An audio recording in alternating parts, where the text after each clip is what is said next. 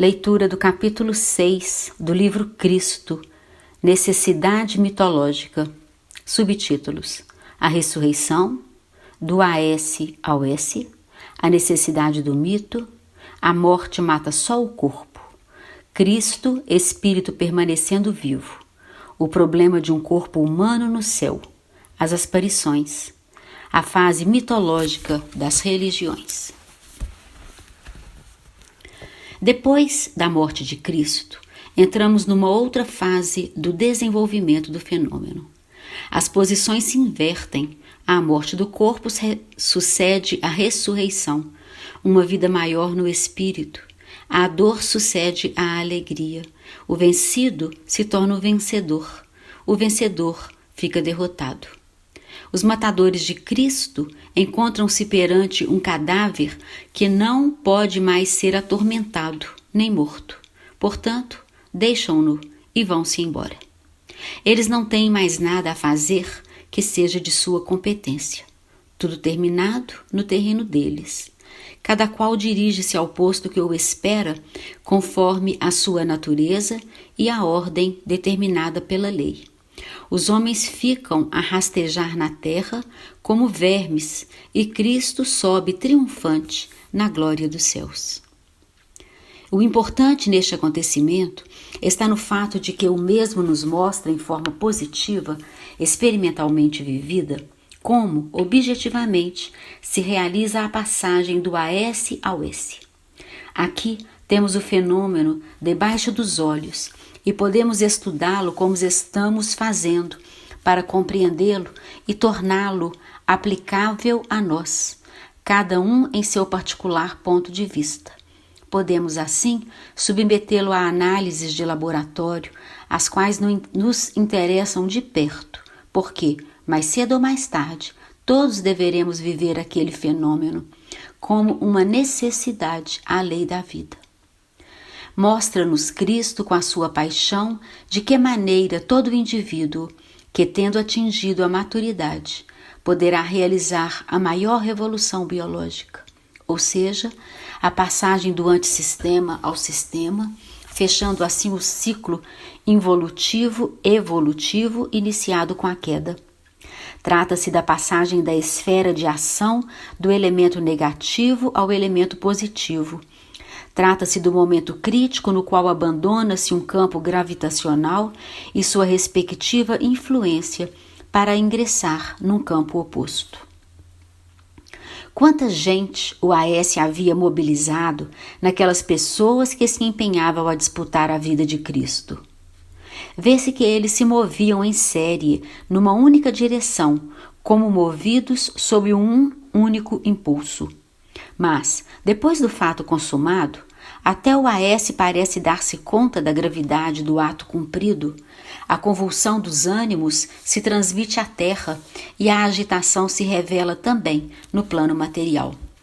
O céu obscurece, a terra treme, o solo se abre e a fenda chega até Jerusalém, atravessa o templo, afasta um pouco as pedras de maneira a causar um rasgão no velário que cobria o sacrário do templo, o Santo dos Santos, que perde assim sua sacralidade.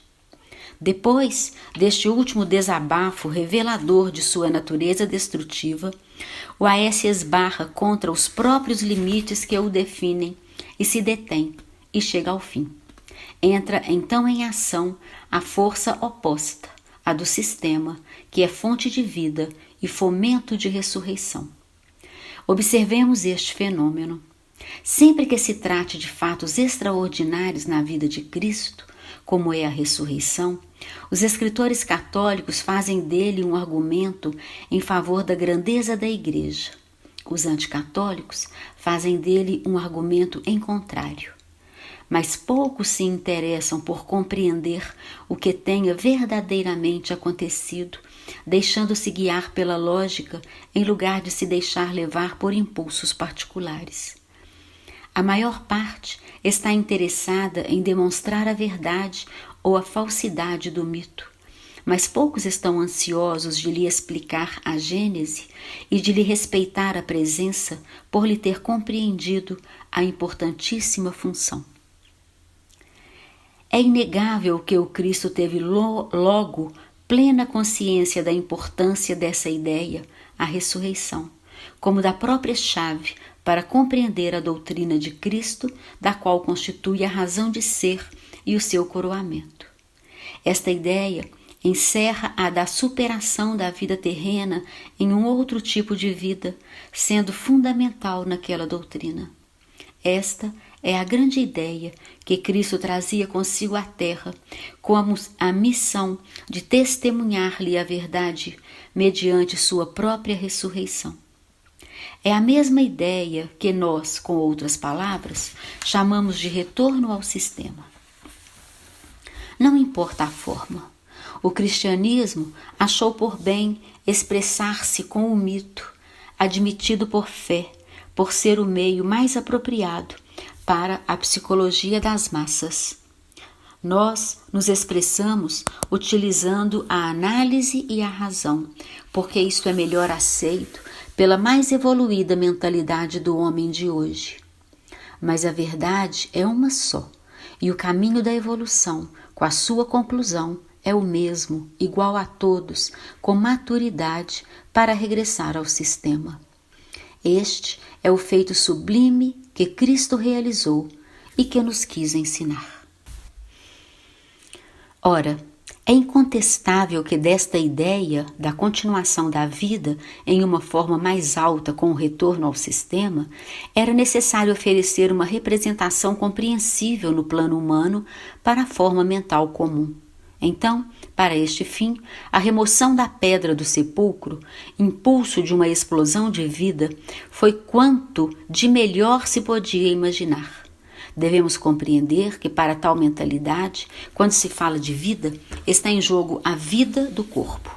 Disse que uma pessoa morre quando não vive mais o seu corpo. Deste ponto de vista, para se afirmar que esta pessoa vive, é necessário que eu seja sobretudo como corpo e não apenas como espírito.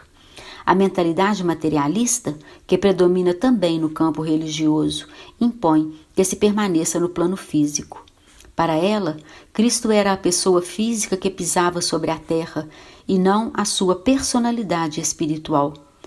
Era, pois, indispensável a ressurreição do corpo para que o povo compreendesse que Cristo havia permanecido vivo. Se o povo se enganou, é porque Jesus pré-existia e se tomou um corpo, foi porque lhe fora possível existir antes, independentemente dele. Por isso, pôde o Cristo subsistir após a morte de seu corpo. Na realidade, a morte não mata a verdadeira pessoa, que é espiritual. Esta é a razão pela qual o Cristo não estava morto, porque o espírito não morre. Então, como podia ele ressuscitar se não estava morto? Logo, o que podia ressuscitar era somente seu corpo que estava morto. Mas Cristo era o espírito e não o corpo. Para nós, Cristo é algo que está além da sua forma física. Ele é o Cristo eterno que tomou e deixou a sua veste física, motivo pelo qual ele não tinha necessidade do seu corpo para poder sobreviver. Não ia levá-lo consigo e o abandonou na terra. Repugna-nos, pois, pensar que no céu, isto é, no sistema, se pudesse colocar definitivamente um elemento de tipo oposto, próprio do Aesse. É difícil de imaginar como Cristo pudesse necessitar de um invólucro em um ambiente tão diverso, em tão novo tipo de vida como é o sistema. Como podia, com aquele corpo, sentar-se Cristo à direita do Pai, que é o pensamento diretivo do Esse, onde não pode ter corpo, que é prerrogativa do Aesse? Que tremendo problema não acarretaria o arrastar essa carga de matéria dentro de um mundo de outras dimensões? Além disso, como seria difícil viver eternamente no Esse com aquele corpo, executando funções vegetativas a ele conexas para mantê-lo vivo. Mas a mente popular não raciocina assim. Ao contrário, exige e cria para si uma lenda que mais a satisfaça, que, aliás, é justo porque este é o alimento do qual ela se nutre. Dessa forma, ela construiu para si uma ressurreição a seu modo, de fundo físico, sem pôr em evidência o fato espiritual, que é a parte mais importante. Sem uma ressurreição de tipo material, o Cristo, que não estava morto, teria sido considerado morto, porque havia morrido o seu invólucro terrestre.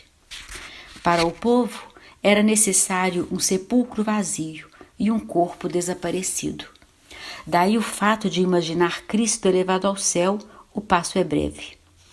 Para persuadir as multidões da existência de uma outra vida, a razão fundamental da paixão de Cristo era, pelo menos, necessário que seu corpo desaparecesse da terra. Sem este acontecimento, para elas, seria impossível que ele tivesse sido acolhido no céu. Isto era necessário para mostrar que a paixão de Cristo havia alcançado seu escopo, porque estava na lógica do fenômeno e ela exigia ser satisfeita. Hoje, que se começa a conhecer verdadeiramente o céu, sabe-se como é difícil a permanência de um corpo humano no espaço extraterrestre. Os astronautas que o digam. Torna-se, portanto, cada vez mais difícil recorrer ao céu para construções mitológicas. Está na ordem da própria lei de Deus que cada organismo só possa viver no ambiente em relação ao qual foi construído. O próprio Cristo tinha previsto a necessidade desse mito da ressurreição e tinha preparado o terreno, anunciando em vida que ressuscitaria. Ele sabia que esta ressurreição fazia parte integrante do fenômeno por ele vivido, constituindo o lado positivo do mesmo, como contrapartida ao lado negativo representado pela morte. Esta ressurreição era necessária para confirmar a tese de Cristo, para explicar e valorizar a sua paixão.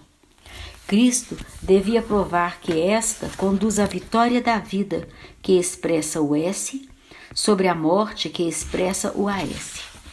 Sem o triunfo de Cristo no Espírito, o seu sacrifício teria sido uma derrota ou simples loucura. O que sabemos de positivo depois da morte de Cristo é que o seu corpo desapareceu. No entanto, Cristo está vivo porque foi visto na terra, mas aquele não era o seu corpo físico. Existem fenômenos de materializações de espíritos desencarnados cujo corpo se desfez a tempo. Eles não implicam de modo nenhum uma ressurreição física. Não foi com o corpo físico que Cristo ficou presente na terra. De fato, ele aparece e desaparece em Emaús, caminha sobre as águas, entra nas salas de portas fechadas, diz a Madalena: não me toques. Para ela não aperceber-se de que não era seu corpo físico. Tomé, que exige colocar o dedo nas chagas de Cristo, fica convencido por haver acreditado, mas não por haver tocado, coisa que os evangelhos não dizem que ele tenha feito. Falam estes de fé que a ilumina, não de uma certeza experimental. A presença de Cristo na terra é feita de aparições. Então, o corpo onde estava? Este pertencia ao AS, representava a forma e a expressão de um dado nível evolutivo que não pôde ser concebido em outro mais alto, sobretudo fora do AS, ou seja, no S. Aquele corpo era apenas uma veste temporária, assumida por Cristo para poder cumprir sua missão no plano humano, uma veste para ele não mais aceitável quando de sua transferência para o sistema. Não se concebe como uma tal forma pudesse entrar a fazer parte de um mundo exclusivamente espiritual e que funções pudesse ali exercer um organismo feito para outros objetivos, escravo da gravitação, da atmosfera, de sistemas nutritivos, de funções biológicas, de meios sensórios, etc. Isto, contudo, não significa que o mito da ressurreição não fosse necessário para um dado tipo de indivíduo e, por isso, não mereça o mesmo todo o respeito. Usado na forma relativa e temporária, É justa uma representação mental, ainda quando não corresponda à realidade efetiva, desde que ela venha constituir um meio útil à realização evolutiva por cumprir uma função capaz de contribuir ao alcance deste escopo. Encaram-se hoje tais fenômenos com critérios racionais e objetivos para sua melhor compreensão. Mas é certo que eles não podiam ser apresentados assim nos tempos de Cristo e nem mesmo posteriormente, até ontem. Então, o homem necessitava acolher e interpretar os fatos de maneira compreensível, adequados à sua mentalidade. Para o passado, tais interpretações eram cabíveis porque proporcionadas às necessidades psicológicas das massas e à sua capacidade de compreender. Tudo dependia do desenvolvimento de sua inteligência. Por isso, há de se convir que tais interpretações, ainda que inaceitáveis para nós, modernos, cumpriram sua devida função. Todas as religiões atravessam uma sua primeira fase mitológica e o cristianismo não faz exceção. A lenda brota a cada passo. Ela é uma criação da alma coletiva que, sem falta, se manifesta na formação de cada religião. Não há razão para que o cristianismo lhe fizesse exceção. Assim, o homem, baseando-se em alguns fatos, mitificou-os, acrescentando-lhes elementos ideais que a realidade não contém nem pode conter. Obtém-se, desse modo, uma fusão mais real e sonhadora, uma construção excelente para os fins da evolução, porque consegue revestir os puros fatos reais de uma luz que lhes proporciona alma e potência e, com isso, um impulso evolutivo que eles não teriam capacidade sozinhos de realizá-lo. Ora, isto não significa um estéril devaneio, pois esta mitificação cumpre a importantíssima função de fazer descer o ideal à Terra, contribuindo assim à realização de formas de vida mais avançadas e, portanto, ao verdadeiro progresso do homem. É por meio do mito que o ideal toma corpo na consciência coletiva, onde se fixa, realizando a evolução. A vida quer alcançar seus fins em cada nível e o faz com a forma apropriada ao caso. O primitivo vive no plano emotivo e não ainda no plano racional. Ele é como um menino que, encontrando-se perante o ignoto, procura dar-lhe uma explicação por meio da fantasia, construindo para si uma fábula capaz, no momento, de satisfazer a necessidade de desvendar o mistério. Mas tal construção é dele, existe só na sua mente, não é uma visão objetiva da realidade. A esta, o menino substitui o seu sonho, que é tudo aquilo que a sua forma mental sabe produzir. Mais do que isso não se podia pretender no passado. Por isso, a religião primitiva não passava de magia. O sacerdote era o feiticeiro, atitudes que ainda vemos sobreviver na psicologia do milagre. Hoje, que o homem se torna mais amadurecido, tudo isso tende a desaparecer e o devaneio ele procura substituir pela reflexão racional, deixando o método fideístico sentimental às criaturas menos desenvolvidas que dele ainda precisam. Mas as próprias religiões estão sujeitas a um processo evolutivo e se vão intelectualizando cada vez mais, por ser este o caminho da evolução que vai da matéria ao espírito. O céu dos pagãos era uma sociedade de tipo comum, com todos os seus defeitos e paixões, um mundo terreno transferido no Olimpo. O selvagem encontra-se ainda mais atrás, com seus sacrifícios cruentos. Basta confrontar com estes últimos o sacrifício celebrado na Eucaristia para vermos a quão imensa distância se encontra este em relação ao primeiro, pois na Eucaristia o sacrifício está a tal ponto espiritualizado que até a matéria do pão está reduzida a uma partícula quase simbólica. Assim, o ideal avança em direção ao divino, assumindo dele cada vez mais as características da imaterialidade e da espiritualidade. Passa-se, dessa forma, por graus, do nível subhumano ao nível humano e deste ao super-humano. Por este processo, a evolução avança. É natural, quando o ser atinge uma fase mais avançada, as formas mais baixas não lhe são mais necessárias, mesmo que elas tenham existido no passado e devam desaparecer como coisa superada. É um fato que aquele mundo lendário resiste cada vez menos às críticas dos tempos modernos. Assistimos hoje a um processo de desmitificação que não é destruição do passado, senão no sentido de que o velho tipo de compreensão é substituído por outro mais complexo e progressista. As antigas religiões colocavam o homem ao nível dos mais elementares instintos animais, como fome e sexo, luta e medo, ódio e morte, etc. Sucessivamente, essas religiões se humanizaram, saindo da fase selvagem, mas conservando-se sempre no nível dos impulsos instintivos do subconsciente. Com o cristianismo, a religião se espiritualiza até o nível do sentimento, do amor ideal, das razões do coração.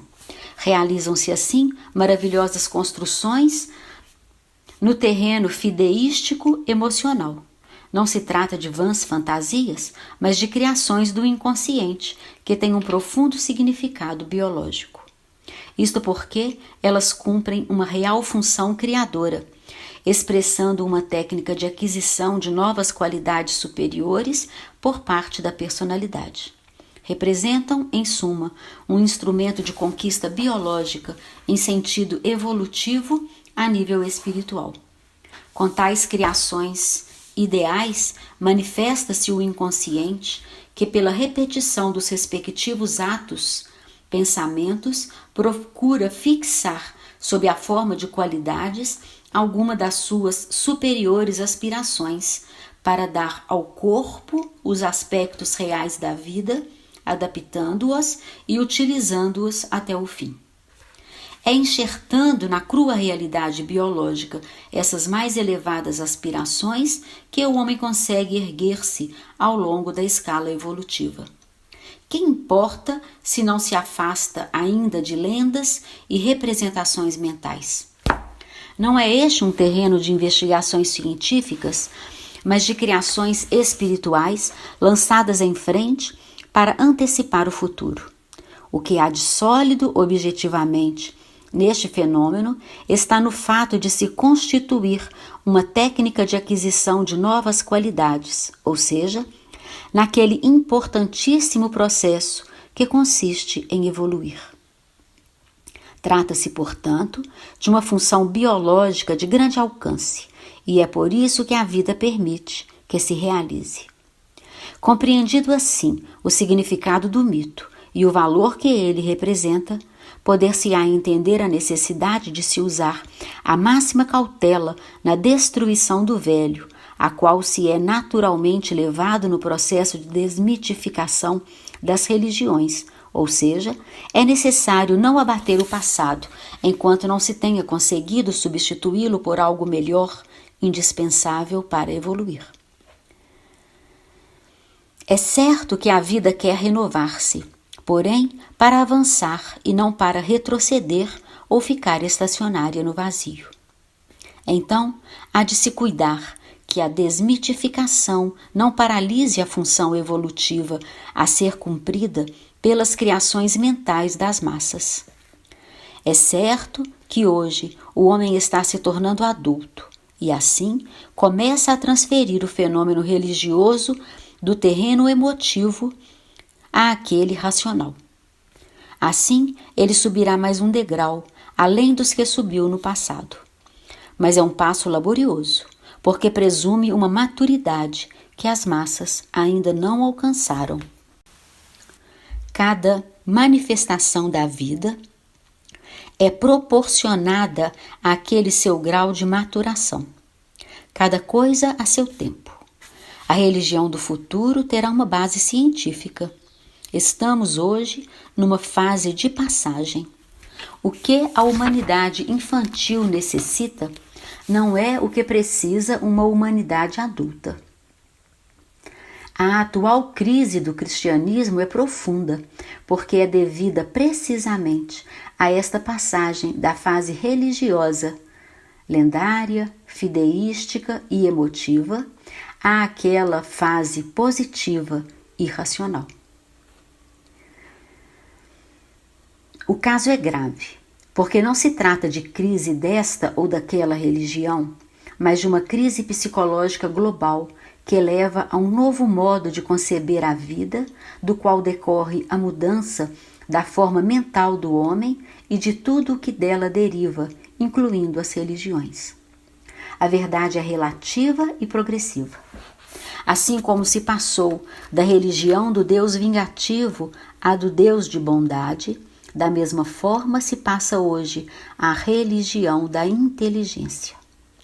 Como se passou da fase do temer àquela do amar, assim se passa hoje àquela do compreender. É assim que hoje se procede uma rápida desmitificação, demolindo o passado. Mas neste trabalho é necessário que os dirigentes estejam atentos a não propor verdades antes que as massas as possam compreender. A revelação da verdade há de ser proporcionada à capacidade de compreendê-la. Por isso, não deve ser concedida levianamente, quando pode ser prejudicial às massas. Estas, com efeito, dada a sua ignorância, poderiam ser levadas a fazer um mau uso delas. É por isso que elas, às vezes, não podem ser iluminadas enquanto não alcançarem a maturidade necessária para entender o verdadeiro em seu justo sentido. É necessário sempre fazer as contas com as reações da forma mental à qual um princípio é aplicado. A atual crise é profunda, porque se muda de religião facilmente, de acordo com a maturidade biológica e forma mental de cada um. O velho está caindo, enquanto o novo não está pronto para substituí-lo. Estamos assim pairando no vazio. Ora, apesar de o nosso tempo contestar os valores espirituais, eles são necessários à vida. É, pois, fatal que quando o homem sentir falta deles e deles tiver fome, então ele deverá apressar-se a reconstruí-los, se bem que é num nível mais evoluído. Esta é uma crise laboriosa e perigosa. Mas, afinal de contas, trata-se de uma salutar crise de desenvolvimento. Vivemos numa época de transição, feita de dois momentos históricos. O primeiro representa o velho mundo na hora de seu ocaso. O segundo representa o novo mundo, que agora está surgindo. A nossa obra, levada a termo, nos 40 anos situados no centro do século XX, representa esta época de transição, porque se situa em cima desta transformação. Ela, com efeito, se iniciou quando o velho mundo estava em pleno vigor e se conclui agora, quando o mesmo está em declínio e o novo mundo desponta. Por isso, entre a primavera e a segunda parte da obra, poderá parecer a um observador superficial que haja contradição. Trata-se, porém, de uma contínua maturação, devido a um desenvolvimento natural que acompanha o do momento histórico, e a obra é um espelho. Essa transformação contínua e diversas interpretações estão se processando também em relação a Cristo, objeto principal deste volume. Como hoje se faz com todas as coisas, até a figura do Cristo é dissecada por análise. Mas, assim fazendo, o mundo se arrisca a ficar em suas mãos com a figura de um Cristo totalmente destruído. É por isso que procuramos satisfazer a necessidade de uma síntese reconstrutora do Cristo em forma adequada aos novos tempos, baseada não sobre a crença que hoje não rege mais, e sim sobre a compreensão.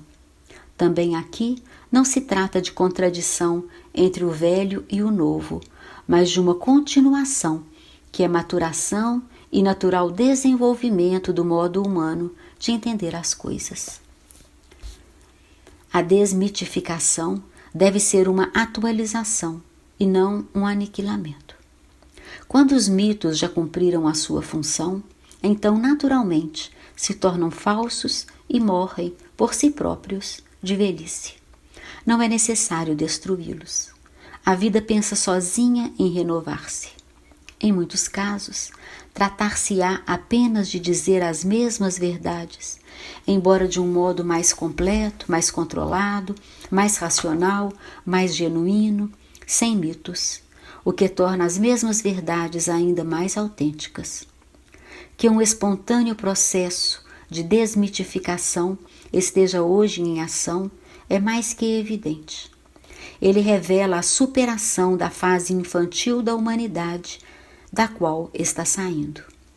Em vez de se construírem mitos e impô-los em seguida em nome da fé, a ciência se colocará perante a lei de Deus e estudará com objetividade seu funcionamento. Será este o novo modo de caminhar em direção a Deus. É por isso que tanto insistimos em falar naquela lei. É sobre ela que se baseará a nova religião positiva, e a ideia de lei é, com efeito, a que melhor satisfaz a forma mental dos adultos por estar ligada a um princípio racional, experimentalmente controlável. A mente infantil do passado queria envolver os fatos no encantamento do mito e acalentava o mistério, a fé, o prodígio, o estado emotivo, o sentimento.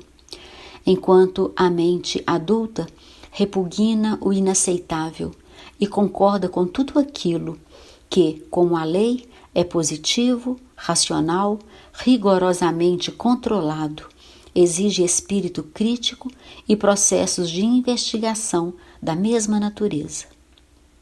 É por isso que muitos ainda resistem à atual necessidade de redimensionar sua forma mental, libertando-a das míticas construções do passado.